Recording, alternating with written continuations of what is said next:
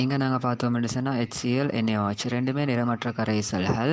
இந்த நிறமற்ற கரைசல்களுக்கு சில துளிகள் மெத்தில் ஒரேஞ்ச் சேர்க்குற நேரம் HCl அமில கரைசல் வந்து செம்மஞ்சள் நிறமாக மாறுது. அந்த முழு கரைசலும் சில ட்ராப் சேர்க்குற நேரம், அதே நேரம் NaOHக்கு சில ட்ராப் சேர்க்குற நேரம் அந்த இது வந்து மஞ்சள் நிறமாக மாறுது மெத்தில் ஒரேஞ்சுக்கு.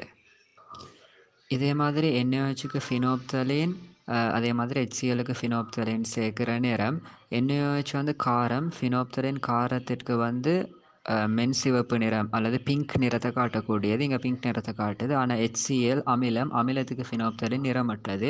இங்கே எந்த சேஞ்சையும் காட்டலை, நிறமற்றதாகவே தொடர்ந்து ஈக்குது. இப்போ நாங்கள் என்ன செய்கிறோம்னு சொன்னால் NaOHக்கு பிங்க் கலரை காட்டிக்கொண்டிருக்குது. நாங்கள் ஆல்ரெடி ஃபினோப்தலீன் போட்டிக்கிறோம்.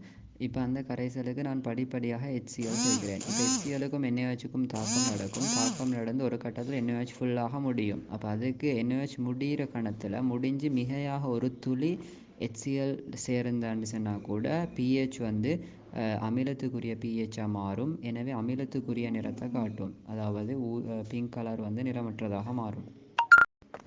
உங்களுக்கு இங்கே அது அழகாக தெளிவாக அவதானிக்கக்கூடியதாக இருக்குது. இப்போ நாங்கள் அதே மாதிரி மெத்தில் ஒரேஞ்சுக்கிறது NaOHக்கு வந்து மஞ்சள் நிறத்தை காட்டி கொண்டிருக்குது. இப்போ இதுக்கு நான் HCl படிப்படியாக சேர்க்குறோம். HCl படிப்படியாக சேர்க்குற நேரம் எங்களுக்கு தெரியும் மெத்தில் ஒரேஞ்ச் வந்து செம்மஞ்சள், சேர்க்குற கலர் செம்மஞ்சள், ஆனால் ஈக்கிறது NaOHன்றதுனால மஞ்சளாக உடனடியாக மாறுது. படிப்படியாக நாங்கள் இப்போ சேர்க்குற நேரம் மஞ்சள் கலர் திரும்ப தொடர்ந்து மஞ்சளாகவே ஈக்குது. ஏன்னு சொன்னால் இதில் இருக்கிற NaOH இன்னும் முடியலை.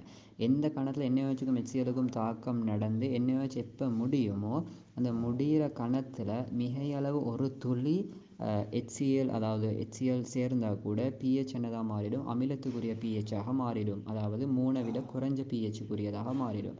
அப்படி மாறுற நேரம் வந்து நீங்கள் இப்போ பார்த்தா விளங்கும். அடுத்ததாக வந்து இந்த மஞ்சள் வந்து செம்மஞ்சள் கலராக மாறுறதை எங்களால் அவதானிக்க இயலுமாக இருக்கும்.